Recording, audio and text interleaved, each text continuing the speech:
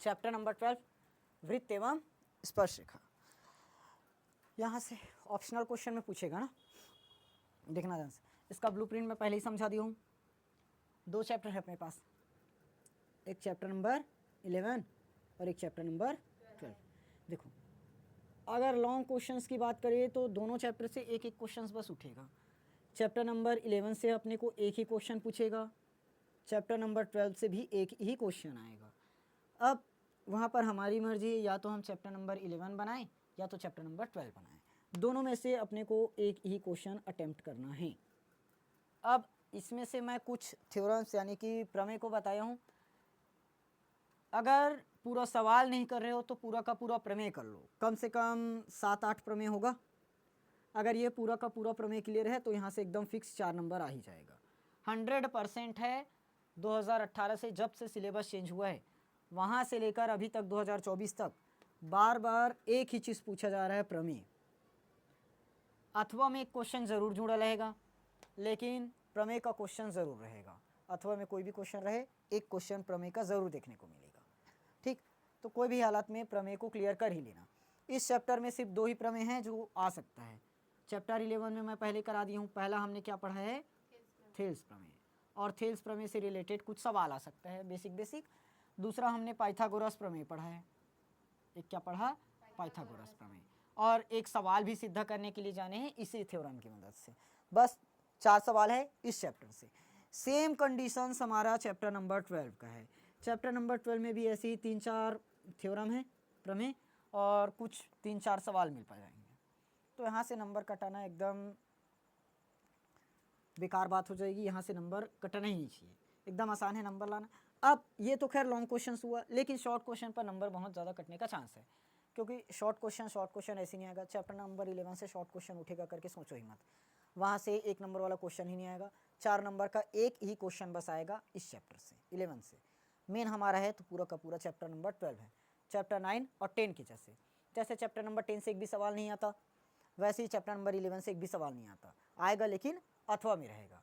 साथ में चैप्टर 9 से जैसे एक नंबर वाला क्वेश्चन रहता है, चैप्टर 10 से नहीं रहता, वैसे ही चैप्टर 11 से एक नंबर वाला क्वेश्चन नहीं रहेगा, वो चैप्टर नंबर 12 से रहेगा। ठीक, अब मेन आता है हमारा इस चैप्टर को, चैप्टर नंबर 12 को कवर करने के लिए प्रमेय एकदम आसान है, ज़्यादा दिक्कत नहीं करेगा, 2-3 प्रमेय मिलेगा, लेकिन यहाँ का सवाल घुमा सकता है 1-2 ठो। फिलहाल अभी ऑप्शन क्वेश्चंस को करते हैं, एक नंबर वाला जो भी पूछता है पूरा आज खत्म कर देता हूँ, पॉइंट टू पॉइंट लिखते चलना। देखो पहला, वृत्त और स्पर्श रेखा साफ है, वृत्त के बारे में जानना है जितना भी है। ये हो गया हमारा एक सर्कल वृत्त। ठीक, वृत्त। अब देखो ये वृत्त का केंद्र, सेंटर पॉइंट, यानी कि वृत्त के मध्य वाले बिंदु को क्या कहते हो, वृत्त का केंद्र हो गया। ये क्या कहलाता है, वृत्त का केंद्र, यानी कि वृत्त के मध्य भाग बिंदु को क्या कहते हैं, वृत्त का केंद्र। अब देखो इसको क्या बोलते हैं, परिधि। ये क्या है, परिधि।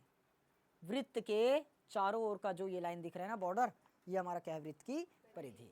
अब ध्यान समझना, ये वृत्त का केंद्र हुआ और ये वृत्त की परिधि।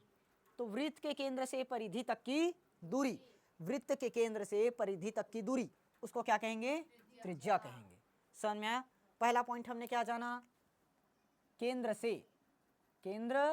से परिधि तक की दूरी, परिधि तक की दूरी क्या कहलाती है, त्रिज्या। क्या कहलाएगा, त्रिज्या। हो गया, कहलाती है। क्वेश्चन बोर्ड एग्जाम में आया हुआ है, वृत्त के केंद्र से परिधि तक की दूरी को खाली स्थान कहते हैं। बना लोगे, क्या कहलाएगा, त्रिज्या। 2018 से लेकर 24 तक का ही क्वेश्चन मैं कराऊंगा ना, वैसे भी ये तो बेसिक है, कोई भी क्वेश्चन इसमें टकरा सकता है। तो 18 से 24 तक हर साल हर सेट में 2-2 क्वेश्चन देखने को मिला है, क्योंकि यहाँ से 2 क्वेश्चन तो आना एकदम संभव ही आएगा ही। तो एक सेट में 2 क्वेश्चन, यानी कि 3 सेट में 6 क्वेश्चन हो गया। अलग अलग सेट में अलग अलग क्वेश्चन ही रहेगा, लेकिन बदलेगा नहीं। क्वेश्चन सिर्फ उसी चैप्टर से रहेगा, वही जगह से रहेगा, सिर्फ थोड़ा सा अलग कर दिया रहेगा।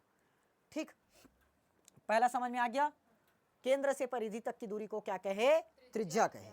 अब अगर इसी त्रिज्या को मैं यहाँ पर लिख दूँ तो अब अभी भी ये त्रिज्या ही कहलाएगा। तो यहीं पर जरूरी थोड़ी ना है कि हमारा त्रिज्या यहीं तक होगा। त्रिज्या से ये मेरा एक वृत्त हो गया, ये भी एक वृत्त हो गया, यहाँ पर उसका सेंटर पॉइंट हुआ। अपने को क्या खींचना है इसमें? त्रिज्या। तो मैं देखो ना, त्रिज्या एकदम पता है क्या यहीं पर जाएगा लाइन। हो सकता है त्रिज्या इधर निकल जाए या तो त्रिज्या इधर निकल जाए, हो सकता है। अब वैसे ही मैं इस त्रिज्या को यहां तक भी बढ़ा सकता हूं। ये हमारा क्या था? वृत्त की त्रिज्या आर, ये भी वृत्त की त्रिज्या आर। तो आर और आर मिलकर क्या हो गया? 2r। क्या हो गया? 2r। ये क्या कहलाएगा? वृत्त का व्यास। क्या कहलाएगा? वृत्त का व्यास। तो व्यास बराबर क्या होता है? 2 गुणित त्रिज्या। देख लो, त्रिज्या का 2 गुना है। ये हमारा क्या है? त्रिज्या। ये क्या है? त्रिज्या। अभी आर बस है, यहां तक अगर मैं ला दिया तो कितना आर हो गया? 2r। यानी कि देख लो ना, 2 गुना तो हुआ क्या? आर का 2 गुना, आर का 2 गुना, यानी कि 2r। व्यास बराबर 2 गुणित त्रिज्या। तो अगर मैं यहां से त्रिज्या पूछूं तो क्या निकलेगा? व्यास बटे 2। क्वेश्चन दोनों का दोनों बोर्ड एग्जाम में आया हुआ है। वृत्त का व्यास त्रिज्या की खाली स्थान होती है, तो वृत्त का व्यास त्रिज्या का 2 गुना होता है और त्रिज्या व्यास का आधा होता है। समझ में आया? सिर्फ एक चीज याद रखो, व्यास बराबर 2 गुणित त्रिज्या। समझ में आया? व्यास बराबर 2 गुणित त्रिज्या, यानी कि वृत्त का व्यास त्रिज्या का 2 गुना होता है और त्रिज्या व्यास का आधा होता है। अब ध्यान समझो, जैसे मैं एक ऐसी नॉर्मली क्वेश्चन करता हूं, किसी वृत्त की त्रिज्या 3 सेंटीमीटर है, किसी वृत्त की त्रिज्या 3 सेंटीमीटर है, तो इसका व्यास मुझे बताओ। व्यास कितना निकल जाएगा? 6। सिंपल है। वृत्त की त्रिज्या कितना है? 3। त्रिज्या 3, तो हम जानते हैं व्यास बराबर क्या होता है? 2 गुणित त्रिज्या। तो 2 गुणित आर का मान, यानी कि टोटल 6। अगर किसी वृत्त की त्रिज्या 4 है तो 8, 5 है तो 10, 2 है तो 4, 6 है तो 12, 5 के लिए 10। समझ में आ गया? अब पहचान लोगे। अब इसी को पलट देते हैं। अगर मुझे बोल दिया है एक वृत्त का व्यास है जो 8 सेंटीमीटर है, कितना? 8 सेंटीमीटर, तो त्रिज्या कितना बनना चाहिए? 4। समझ में आया? त्रिज्या क्या होगा? व्यास बटे 2। व्यास के बटे में 2, 8 बटे 2 कर दो 4। समझ में आया? अगर व्यास दिया है, त्रिज्या पूछा है तो आधा कर दो, त्रिज्या दिया है, व्यास बोला है तो 2 गुना कर दो। लेकिन ये क्वेश्चन कम आया हुआ है, व्यास बराबर 2 गुणित त्रिज्या। हमें सबसे ज्यादा काम आएगा तो ये क्वेश्चन, व्यास बटे 2। समझ में आया? अगर किसी वृत्त की त्रिज्या 6 है, वृत्त की त्रिज्या 6, तो व्यास कितना बनना चाहिए? वृत्त की मैं बोला त्रिज्या 6 है, तो व्यास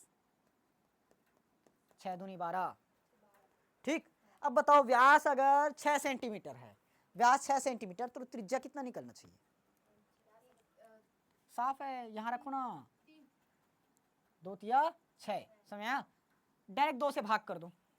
अगर किसी वृत्त का व्यास 10 है तो त्रिज्या 5, व्यास 10 है तो त्रिज्या 5, व्यास 12 है तो त्रिज्या, व्यास 6 है तो 3, 4 है तो 2 है तो 1। समझ में आ गया? पहचान लोगे? तीनों चीज क्लियर? केंद्र से परिधि तक की दूरी त्रिज्या कहलाई। व्यास होता है त्रिज्या का 2 गुना, यानी कि 2 गुणित त्रिज्या, तो त्रिज्या होता है व्यास बटे 2। ये फॉर्मूला हो गया। समझ में आ गया? अब मुझे बताओ, ये क्या है? हमारा वृत्त का केंद्र। ये वृत्त की हाँ क्या है? त्रिज्या, यानी कि आर। और ये पूरा बॉर्डर क्या है हमारा? परिधि। क्या है? परिधि। समझ में आ गया? अब देखो, त्रिज्या अब भी बताया था, यहां से हम इस तरह से भी तो खींच सकते हैं। क्या? यहां भी खींच सकते हैं, यहां भी खींच पाओगे, यहां भी इस तरह से त्रिज्या खींच सकते हैं कहीं भी। तो कितना त्रिज्या खींच पाओगे इससे? कितना त्रिज्या खींच पाओगे? अनंत है, नहीं बता सकते। वृत्त की त्रिज्या कितना खींच पाओगे? वो तो अनंत है, हर जगह से खींच सकते हो। यहां पर आ गया, फिर खाली हो गया, यहां खींच दो, फिर खाली हुआ, यहां खींचते चलोगे, तो पता कर पाए क्या कितना खींचेगा? गिन नहीं पाओगे। तो अगला पॉइंट क्या बनेगा? वृत्त की त्रिज्या एक वृत्त में क्या कर सकते हैं? अनंत अनंत त्रिज्या खींच सकते हैं, त्रिज्या खींच सकते हैं। समझ में आया? एक वृत्त की त्रिज्या संभव नहीं है ज्ञात करना, वृत्त की त्रिज्या अनंत होती है। क्वेश्चन ये भी आया होगा, एक वृत्त में कितनी त्रिज्याएं खींच सकते हैं? ऑप्शन दिया था 1, 2, कोई नहीं, अनंत। तो क्या लिखते? अनंत। समझ में आ गया? ऑप्शनल क्वेश्चन है, ऑप्शन में पूछा गया है पूरे का पूरा। ठीक, समझ में आ गया ना? ये क्लियर हुआ? अब एक वृत्त के अंदर हम कितना त्रिज्या खींच पाए? अनंत त्रिज्या। ये भी क्लियर हुआ। अगला पॉइंट, ये हुआ हमारा वृत्त। ठीक, ध्यान समझना, ये वृत्त हो गया। ये क्या बताया? उसका केंद्र, ये त्रिज्या और ये परिधि। क्या हुआ? परिधि। अब ध्यान समझो, ये एक पॉइंट मैंने यहां ले लिया, एक पॉइंट मैंने यहां ले लिया, लेकिन लिया तो वृत्त में ही है। तो वृत्त के अंदर दो बिंदुओं को मिलाने वाली रेखा वृत्त के परिधि में, वृत्त के परिधि में दो बिंदुओं को मिलाने वाली रेखा क्या कहलाती है? जीवा। क्या होगी? जीवा। इसके बारे में 6वीं 7वीं में थोड़ा सा और पढ़े थे, क्या हो गया यार, समझ में आया ना? तो इसकी परिभाषा कैसे बन जाएगी? वृत्त की परिधि के दो बिंदुओं को मिलाने वाली रेखा, वृत्त के परिधि पर स्थित दो बिंदुओं को मिलाने वाली रेखा क्या कहलाएगी? जीवा कहलाती है। क्या होगी? जीवा कहलाती है। ये पॉइंट याद हुआ? वृत्त के परिधि पर स्थित दो बिंदुओं को मिलाने वाली रेखा क्या कहलाती है? जीवा कहलाती है। समझ में? अब ये जीवा भी तो कहीं पर भी हो सकता है क्या? जैसे मैं इस जीवा को यहां ले लेता हूं, ये लो, ये भी तो जीवा कहलाएगा क्या? ये वाला जीवा होगा कि नहीं होगा? ये वाला जीवा होगा कि नहीं होगा? ये वाला, सभी का सभी जीवा है। तो अगर मैं पूछूं वृत्त के सबसे बड़ी जीवा कौन सा है, तो क्या होगी? देखो ये पॉइंट सबसे बड़ी, देखो ना, बताओ तो। ये मैं नाम दे दिया पहला, ये नाम दे दिया दूसरा, और ये नाम दे दिया तीसरा। तीनों में कौन बड़ी दिख रही है? दूसरा वाला। साफ है। कहां से होकर गुजर रहा है ये? केंद्र से। केंद्र से होकर गुजर रहे, और केंद्र से परिधि तक की दूरी ही तो ये वाला है। ये क्या है? केंद्र से परिधि तक की, इसको क्या बोले? आर। ये भी तो वृत्त का केंद्र है, और ये भी परिधि तक की दूरी है, तो ये भी क्या होगी? आर। आर और आर मिलकर क्या बना? 2r। तो 2r को बोलते क्या हो? व्यास। तो वृत्त की सबसे बड़ी जीवा कौन है? व्यास। समझ में आया? इसको समझाता हूं, देखो। वृत्त की सबसे बड़ी जीवा क्या होगी? वृत्त का क्या कहलाता है? व्यास। वृत्त का व्यास होता है। वृत्त का व्यास होता है। समझ में आया कि नहीं आया? देखो इस क्वेश्चन को, ये हो गया मेरा एक वृत्त, ये उसका सेंटर यानी कि केंद्र। देखो मैं बताया दो बिंदुओं को मिलाने वाली रेखा, ये एक बिंदु, ये हमारा दो बिंदु हो गया, ये भी हमारी क्या है? पूरा का पूरा जीवा है। अब ध्यान से देखो, ये पहला रेखा मैं इसको मान दिया, ये दूसरा रेखा और ये तीसरा रेखा। तीनों में कौन बड़ी दिख रही है? दूसरा वाला। ठीक, दूसरा वाला ही बड़ा दिख रहा है। अब देखो ये हमारा क्या है? केंद्र। क्योंकि जो बड़ी रेखा है वो कहां से होकर गुजर रही है? केंद्र से। और केंद्र से परिधि तक की दूरी हम क्या बोले हैं? त्रिज्या। तो ये आर हुआ। सेम वैसी इसको भी भूल जाओ, ये लो, केंद्र से परिधि तक की दूरी क्या हुई? त्रिज्या। इसी त्रिज्या को तो मैं इधर भी लिख सकता हूँ क्या? ये भी आर है। तो देख लो, आर और आर मिलकर क्या हो गया? 2r। और 2r को हम बोलते क्या है? व्यास। तो वृत्त की सबसे बड़ी जीवा क्या कहलाती है? वृत्त का व्यास होता है। समझ में आया? अगर क्वेश्चन ऐसे आता है वृत्त की सबसे बड़ी जीवा खाली स्थान होती है, तो वृत्त की सबसे बड़ी जीवा व्यास होता है। क्लियर हुआ? क्यों हुआ? यहां पर प्रूव हो गया है। समझ में आ गया ना? क्योंकि ये हमारा केंद्र से ही होकर जा रहा है। ठीक, क्लियर हुआ?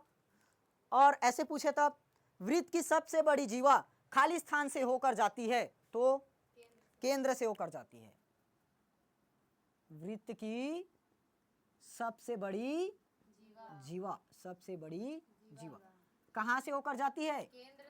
केंद्र से। कहाँ से?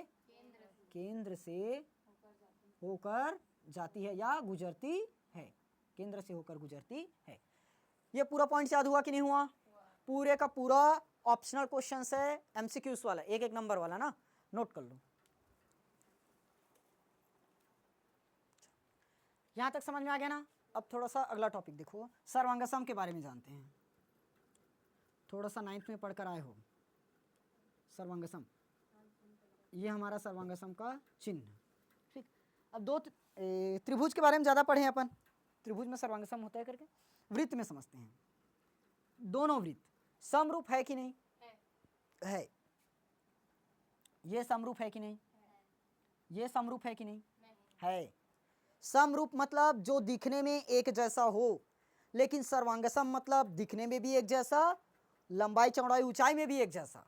ठीक, तो देखो ये दिखने में एक जैसा है, लंबाई चौड़ाई भी, मतलब सब कुछ बराबर दिख रही है, तो ये क्या है? समरूप भी है, सर्वांगसम भी है। समरूप और सर्वांगसम दोनों है। ये वाला समरूप और सर्वांगसम दोनों है, ये वाला सिर्फ समरूप है, सिर्फ समरूप है। ठीक, तो एक पॉइंट, ये खैर चैप्टर नंबर 11 का था, मैं यहाँ पर जोड़ रहा हूँ। देखो त्रिभुज वाला है, ये तो त्रिभुज वाला है। चलो त्रिभुज का थोड़ी देर में लिखवाता हूँ, पहले इसका देख लो। देखो ये सर्वांगसम है कि नहीं? सर्वांगसम है। क्यों? क्योंकि दोनों की आकृति तो बराबर है, लेकिन साथ में इसकी त्रिज्या भी क्या है? अगर त्रिज्या बराबर नहीं होता तो ये सर्वांगसम नहीं होता। तो बराबर त्रिज्या वाले, बराबर त्रिज्या वाले वृत्त क्या होंगे? बराबर त्रिज्या वाले वृत्त क्या होंगे? सर्वांगसम होंगे, सर्वांगसम होंगे। ठीक, ये समझ में आ गया? बराबर त्रिज्या वाले वृत्त क्या होंगे? सर्वांगसम होंगे। और त्रिज्या बराबर नहीं है तो वो सिर्फ क्या होगा? समरूप होगा, समरूप। तो इसकी मदद से हम क्या बता सकते हैं? जैसे एक त्रिभुज में समझ लेना, यहीं पर समझा देता हूँ उसका कंसेप्ट ना। ये एक त्रिभुज हुआ और ये एक त्रिभुज हुआ, दो त्रिभुज है।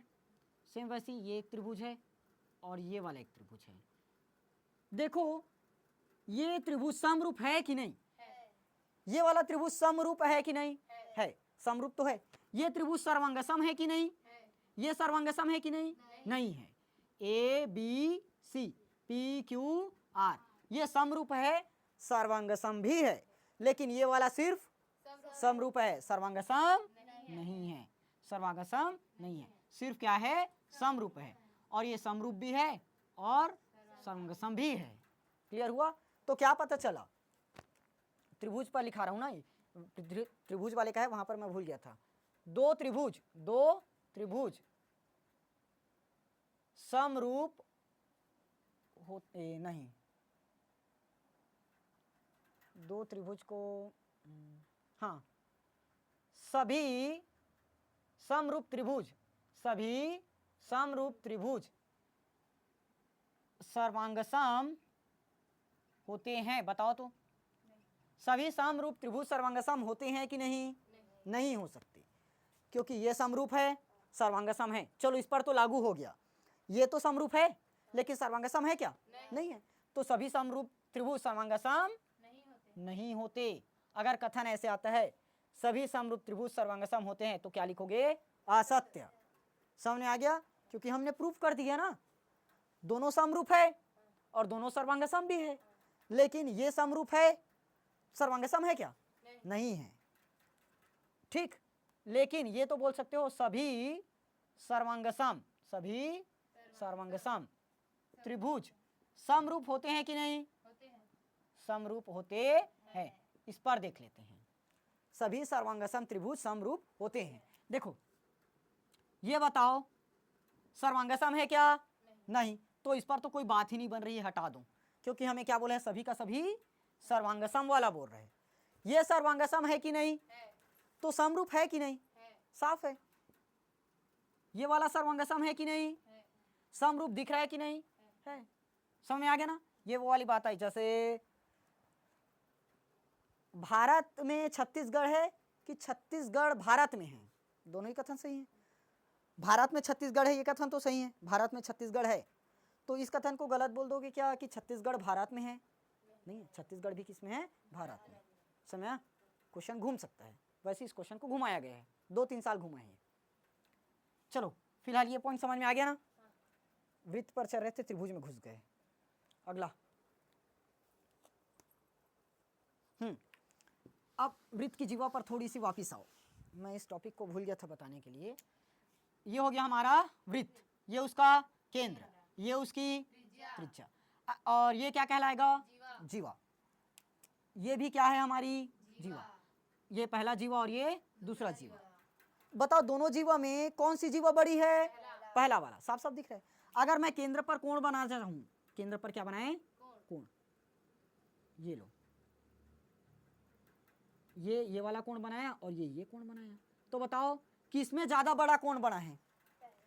पहले वाले के द्वारा। पहले वाले के द्वारा ही क्या बना है? ज्यादा बड़ा बना है। देख लो, ये केंद्र हुआ, यहां पर हमने एक बनाया और यहां पर एक, ये इतना बना हुआ है और ये कोण सिर्फ छोटा सा। तो क्या पता चला इससे? वृत्त की जीवा जितनी बड़ी होगी, केंद्र पर बनाया गया कोण भी उतना ही बड़ा होगा। तो वृत्त की जीवा जितनी बड़ी होगी, वृत्त के केंद्र पर कोण, वृत्त के केंद्र का कोण उतना ही क्या होगा? बड़ा होगा, उतना ही बड़ा होगा। ये लो, ये समझ में आया ना? प्रैक्टिकल करके खुद देख सकते हो। 2 जीवा ले लो, कौन सी बड़ी है कौन सी छोटी, उसके द्वारा कौन सा कोण बना, बड़ा या छोटा है, कर लोगे। ये हो गया ना। अब स्पर्शिका वाले है शायद, अगला देखते हैं।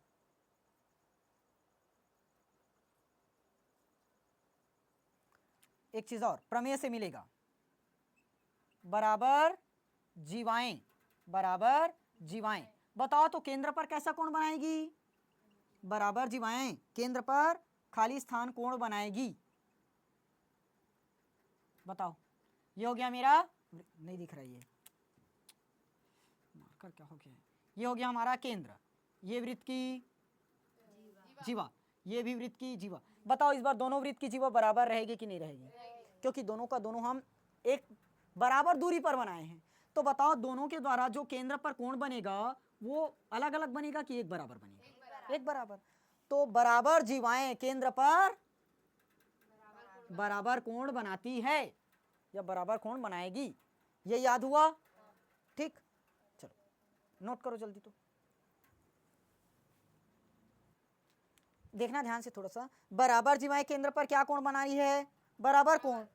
तो बराबर कोण वृत्त पर बराबर कोण बनाने वाली जीवा, बराबर कोण बनाने वाली जीवा क्या होगी? बनाने वाली जीवा बराबर होगी, बराबर होगी। आया? देखो ना, बराबर जीवा बराबर कोण बना रही है, तो बराबर जिनका कोण बराबर है तो जीवा भी क्या होगी? बराबर। देखो ध्यान से, ये हमारा अभी क्या था? जीवा के द्वारा क्या बनाए थे? कोण बनाए थे, जीवा के द्वारा कोण। मान लो यहाँ 30 डिग्री बना है तो यहाँ भी कितना डिग्री बनेगा? 30 डिग्री। समझा? मतलब बराबर जीवा बराबर कोण बना रही है, तो जो बराबर कोण बना रही है वो बराबर जीवा भी बनाएगी। समझ में आया? बराबर कोण बनाने वाली जीवा भी क्या होगी? बराबर होगी। नोट करो। 2-3 ठोर पढ़ाता हूँ। देखो, ये हो गया हमारा एक वृत्त, ठीक, ये उसका केंद्र, ये क्या कहलाएगा? जीवा। ठीक, ये क्या है? जीवा, और ये केंद्र। तो देखो ध्यान से, मैं जीवा को मान देता हूँ ए बी, वृत्त का केंद्र मान दिया ओ, वृत्त के केंद्र से मैं जीवा पर एक लंब डाल दिया। क्या चीज? लंब, ओ डी। तो बताओ जीवा क्या हुआ? जीवा अब क्या हो चुका है? आधा हो चुका है, 2 भाग में बढ़ चुका है, ये पहला और ये, और केंद्र से डाल रहे हो मतलब दोनों भाग की लंबाई क्या होगी? बराबर। समझ में आया? तो वृत्त के केंद्र से, वृत्त के केंद्र से जीवा पर डाला गया लंब, डाला गया लंब क्या होगा, जीवा को क्या करता है, दो भागों में विभाजित, यानी कि जीवा को दो भाग में विभाजित को क्या बोलोगे, सम द्विभाजित, सम द्विभाजित करता है। ये लाइन समझ में आया कि नहीं आया। वृत्त के केंद्र से जीवा पर डाला गया लंब जीवा को सम द्विभाजित करता है। सम का मतलब समान, द्वि का मतलब दो, भाजित का मतलब भाग, समान दो भाग में बांटता है। क्लियर। अगला, ये तो समझ में आ गया। अगर वृत्त के केंद्र से हम क्या डाल रहे हैं, कोई जीवा पर लंब कर रहे हैं, तो जीवा क्या होगा, दो भाग में बट जाएगा। समझ आया। अब देखो इसी को और एक्सप्लेन करता हूं। अगला प्रमेय क्या है, एक वृत्त का, देखो एक वृत्त का केंद्र, वृत्त का केंद्र और जीवा पर, वृत्त का केंद्र और जीवा के मध्य बिंदु को मिलाने वाली रेखा, पहले इसको मिटाओ, रुको समझो। अब वृत्त का केंद्र और ये जीवा का मध्य बिंदु, तो वृत्त का केंद्र और जीवा के मध्य बिंदु को मिलाने वाली रेखा जीवा पर क्या है, लंब है। समझ में आ गया। तो क्या क्या लिखेंगे, वृत्त के केंद्र, वृत्त के केंद्र, वृत्त का केंद्र, वृत्त का केंद्र और जीवा के मध्य बिंदु को मिलाने वाली रेखा। समझ में आया ना। जीवा पर क्या होगी, जीवा पर क्या हो रही है, लंब। इसी प्रमेय को हमने थोड़ा सा घुमा दिया, देख लो साफ साफ लिखा है, लंब जीवा पर क्या होती है, लंब होती है। फर्क सिर्फ इतना है कि इस क्वेश्चन को हम कितने प्रकार से बना सकते हैं। कितना, दो प्रकार से बना पाए। एक क्या बना दिए, अगर वृत्त के केंद्र से जीवा पर लंब डाल रहे हैं तो जीवा क्या होता है, समद्विभाजित हो जाता है, मतलब दो भाग में बढ़ जाता है। इसको ऐसे भी बना सकते हैं, वृत्त के केंद्र से जीवा पर अगर क्या कर रहे हैं, जीवा के मध्य बिंदु को मिला रहे हैं, वृत्त के केंद्र से जीवा के मध्य बिंदु को मिला रहे हैं, तो वो क्या होता है, लंब होता है। ठीक, याद रहेगा। अगला पॉइंट देखो ना, मेरा वीडियो बंद होने का नौबत आ जाएगा। चलो हो गया ना। बस आज मैं इतना ही खत्म कर रहा हूँ, कल इसके बाकी क्लास को पूरा खत्म करूँगा। ऑप्शन क्वेश्चन को नोट करो।